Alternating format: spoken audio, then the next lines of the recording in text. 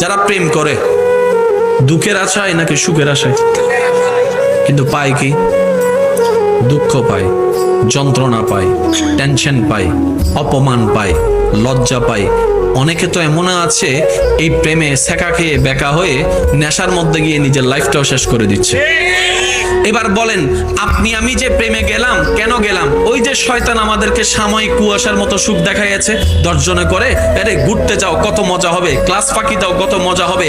ওই সাময়িক লোভে যখন পা দিয়েছি আমরা, সাময়িক লোভে যখন আমরা পা দিয়েছি, ওই রবের রহমত থেকে আমরা বঞ্চিত হয়ে যাচ্ছি। দিন শেষে এই ভালোবাসাটাই একসময় তাদের জীবন নাশের কারণ হয়ে দাঁড়ায়। প্রত্যেকটা জিনিসের একটা কথা মনে রাখবেন, প্রত্যেকটা একটা এফেক্টের সাইড এফেক্ট আছে। আমার কথায় কষ্ট নেবেন না, যুবক ভাইয়ের একটা আওয়াজ দিবেন আমাকে, কারণ এগুলো জানা দরকার, বোঝা দরকার বলে আমি মনে করি। সবচেয়ে মারাত্মক রোগের মধ্যে একটা রোগ আছে না, এইডস। জোরে বলেন না। এখন না হয় অনেক ইজি হয়েছে, একটা সময় কিন্তু খুব ভয়ানক রোগ ছিল এইডস।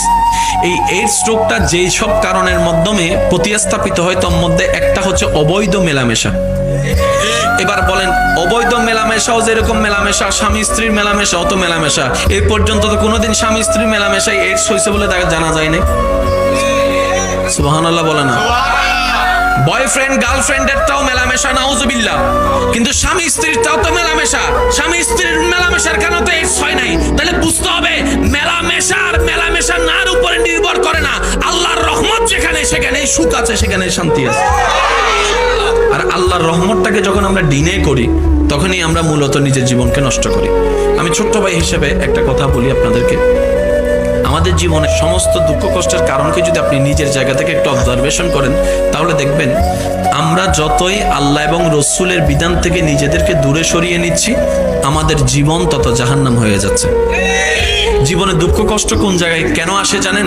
যখনই দেখবেন আমাদের ইচ্ছার সাথে আল্লাহর ইচ্ছার মিল নাই, এটাই দুঃখ, এটাই কষ্ট।